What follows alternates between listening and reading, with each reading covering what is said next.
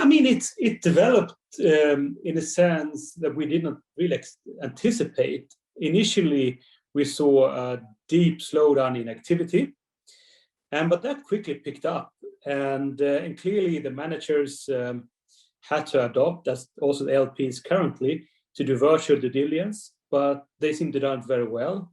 And the activity really picked up, and we also saw some funds coming back quicker than we expected, and potentially also than the managers expected. And clearly we invest mainly with established managers, and what we've seen this year has that the quality of their deal flow has continued to be very strong, and also performance have been strong. And on a general perspective, it's also been clear how important technology is to society. I mean, you have in healthcare, education, and communication, for example, and we expect that to continue.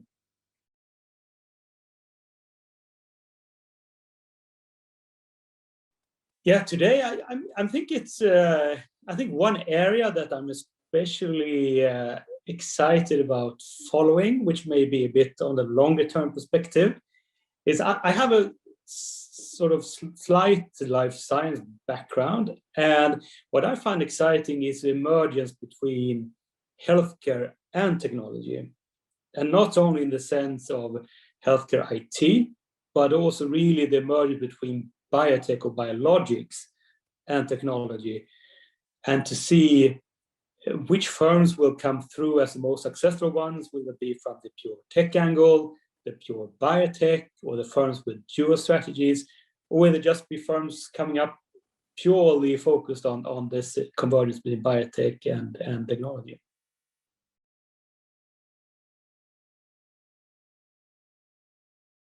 In a sense, we do have mature programs both on the private equity and venture side. So we have managed to do quite a lot of re-ups, and we have historically traveled significantly, and we also do a lot in the US.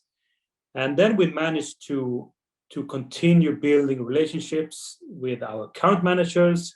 We have been able to see a lot of potentially future new managers, and just generally participate in the ecosystem. So we found that through the traveling, we really have gotten good information flow and a very strong network, and built sort of a long-term pipeline that we also benefited from it now. I think it's challenging for us so far to do that without actually meeting in person, and also there's a lot of ad hoc networking when you travel and visit AGMs or conferences. And so I think for us, long term, we really need to think about how to do that.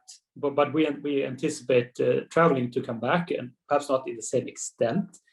But that's sort of one clear challenge that we see right now.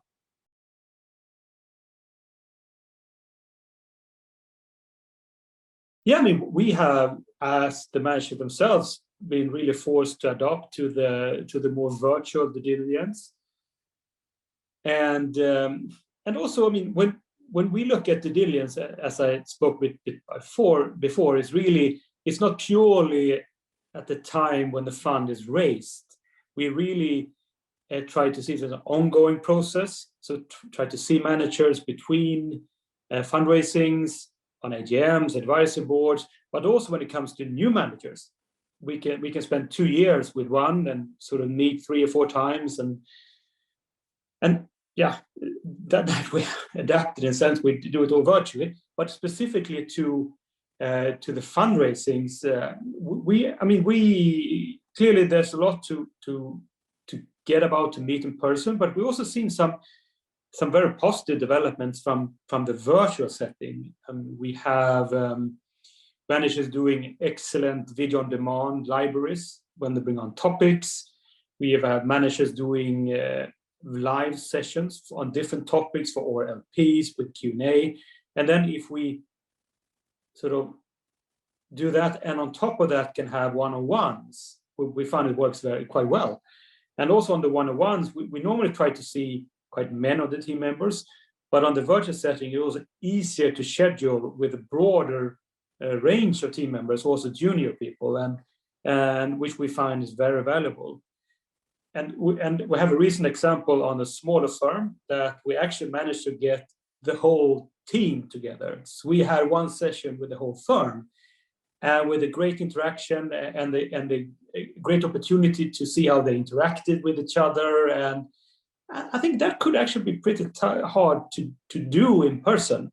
So I think some of these will for sure stay, and but also we still would like to sort of do that together with meeting in person.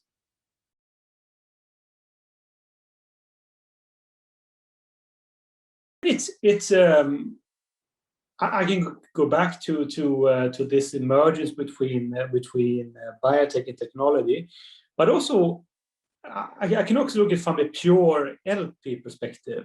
On a general basis, I think what really has happened the last sort of 10 years as the whole venture ecosystem has developed, and you can, as an LP today, and I think even more so in 10 years' time, really be able to have a venture program or build a venture program at fair amount of scale according to your liking. I mean, already today, if you want to have an emerging manager program, you can have that.